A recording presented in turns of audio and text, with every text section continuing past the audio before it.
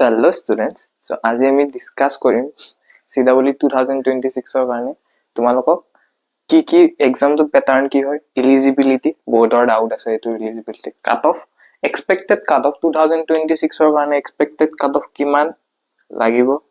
আৰু 2 মান্থছৰ কাৰণে 200 প্লাস স্ট্ৰেটেজি এটা ডিসকাস কৰিম ঠিক আছে সো বেছি দিন নাই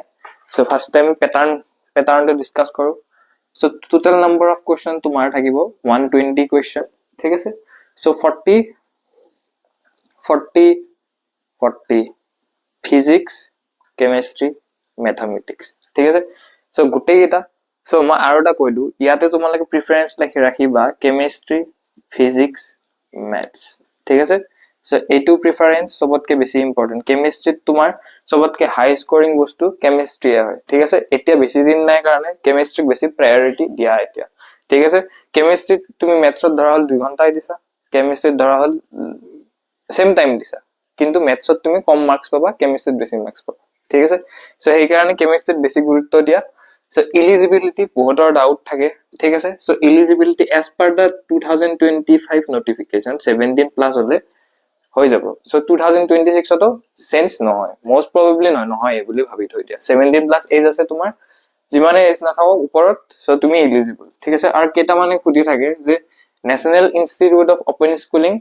স্কুলিংৰ বৰ্ডৰ মাৰ্কশিট একসেপ্ট কৰে নাই সো কৰে সিডাবলিয়ে কৰে হেতু ঠিক আছে ওপেন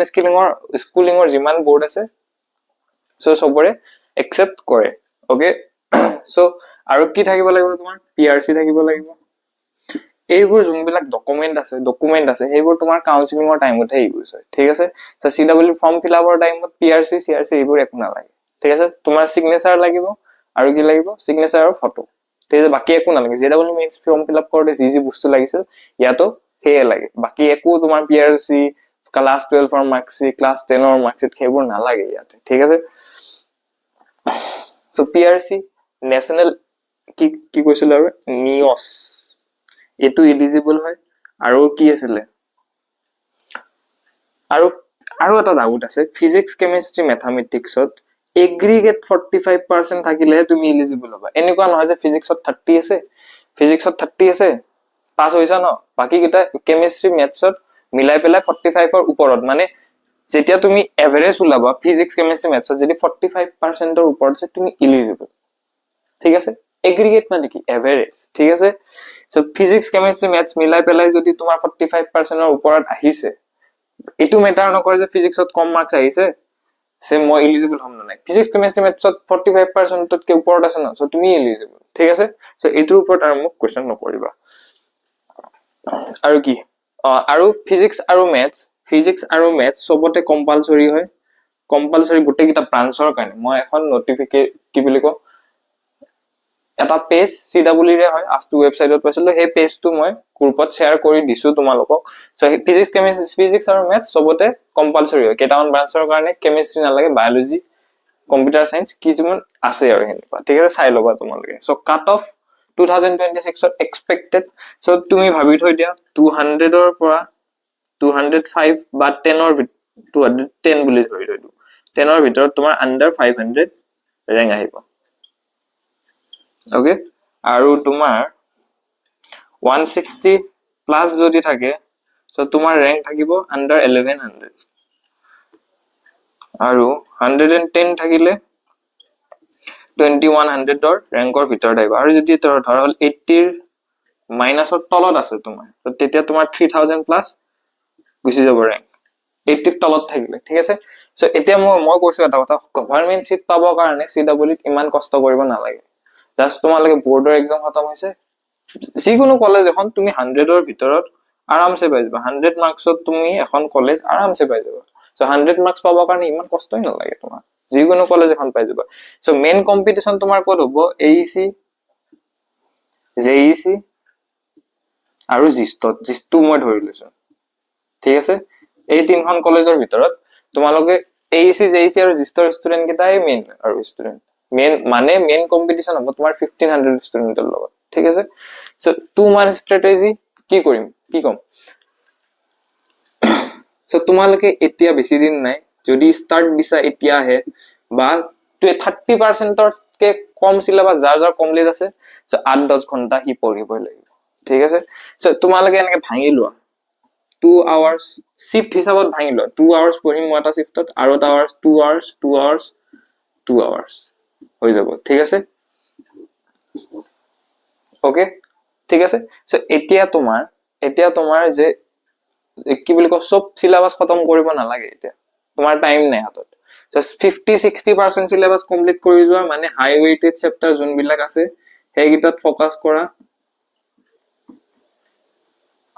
হাই ওয়েটেড চেপ্টাৰ গিটাত ফোকাস কৰা আৰু 4 hours তুমি কোৱেশ্চন প্ৰেক্টিছত দিয়া ঠিক আছে 4 hours কোৱেশ্চন প্ৰেক্টিছত দিয়া মানে দিয়াই সিলেবাস 8 ঘন্টাৰ ভিতৰত বুলে তুমি 7 ঘন্টা সিলেবাস কমপ্লিটত দি আছা কোৱেশ্চন প্ৰেক্টিস 1 ঘন্টাৰ কাৰণে কৰিছা নহব এনেকে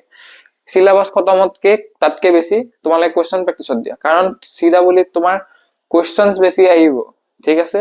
থিওৰি ইমান নাহে সো কোৱেশ্চন প্ৰেক্টিসৰ থ্ৰু দিহে তুমি প্যাটাৰ্ন বুজি পাবা ওকে সো 2 hours এনেকে শিফট কৰি লোৱা 2 hours মই এই 2 hours কোৱেশ্চন প্ৰেক্টিস কৰিম এই 2 hours মই সিলেবাস খতম কৰিম যিমানখিনি বাকি আছে এই 2 hours আকৌ কোৱেশ্চন প্ৰেক্টিস কৰিম আকৌ এই 2 hours সিলেবাস খতম কৰিম একদম সিম্পল রুটিন হয় এটো ঠিক আছে 2 hours 2 hours 2 hours 8 ঘন্টা দিব লাগে খালি তেনেকে মিলাই লোৱা তুমি এনেকা নহয় যে 4 ঘন্টা একেলগে পঢ়িছা 2 ঘন্টা পঢ়িলা মাজত 1 ঘন্টা গ্যাপ লোৱা আকৌ 2 ঘন্টা পঢ়িলা আকৌ 1 ঘন্টা গ্যাপ লোৱা তেনেকে কৰা ঠিক আছে সো এই 2 ঘন্টা দুটা সাবজেক্ট লবা কোৱেশ্চন প্ৰেক্টিসৰ কাৰণে দুটা সাবজেক্ট লবা সিলেবাস কমপ্লিশনৰ কাৰণে এটা সাবজেক্ট লবা ঠিক আছে আকৌ এইটো ইয়াতে দুটা সাবজেক্ট লবা ইয়াতে এটা সাবজেক্ট লবা সিলেবাস কমপ্লিশনৰ কাৰণে এটা সাবজেক্ট এই দুটা সাবজেক্টত তোমালোকে কোৱেশ্চন গুটেই কেইদিন একদিনত তিনটা সাবজেক্ট তাত হবই লাগিব এই দুটা ধৰা হল ফিজিক্স কেমিস্ট্রি ললা এটোত ফিজিক্স ম্যাথছ ললা বা কেমিস্ট্রি ম্যাথছ ললা হেতু তোমালোকে মিলাই লবা ঠিক আছে বেটা সো এতিয়া তোমালোকৰ এইখিনি যদি কৰা এইখিনি যদি এতিয়াৰ পৰা যদি কনসিস্টেন্টলি কৰা সো পাই যাবা আৰামসে 200 প্লাস পোৱাৰ একো কথাই নাই আৰু মেইন কথা এতিয়া হাই ওয়েটেড চেপ্টাৰত গুৰুত্ব দিয়া আৰু এইটো নহয় যে তোমালোকে নোৱাৰিবা কৰিবা তোমালোকে পাৰিবা কৰিবা কিন্তু এইখিনি এতিয়াৰ পৰা স্টাৰ্ট দিয়াৰ পৰা 200 প্লাস কিমান কিটা ষ্টুডেন্ট যিমান কিটা ভিডিও চাইছা তাৰে 10-20% ষ্টুডেন্ট হে পাৰিব ওকে তো 10-20% ষ্টুডেন্টত থাকিবৰ কাৰণে তুমি ট্ৰাই কৰা ঠিক আছে এইখিনি ৰুটিন তোমালোকে আৰু এই 2-3 মাহে আছে এই 2-3 মাহত তোমালোকে যদি এই 2-3 মাহ তুমি যদি নিজৰ জি আছে সব লগাই দিলা 8 ঘন্টাৰ ৰুটিন হে দিছো মই তুমি যদি নিজৰ পৰা গুটেখিনি দি দিয়া এই 2 মাহৰ পিছত তুমি এখন ভাল কলেজত থাকিবা ঠিক আছে সো সেইখিনি ভাবি পেলাই তোমালোকে পঢ়াটো স্টাৰ্ট দিয়া ওকে সো এই 2 মাহ যদি কমফৰ্ট জোনত থাকা বাকি পিছৰ লাইফটো অকমান ডিফারেন্ট হৈ যাব কিন্তু ओके बेटा सो आज के लिए इतना ही था सो यालो आकार धन्यवाद तुम्हारा सो थैंक यू बेटा so bye bye good night take care sweet dreams and all the very best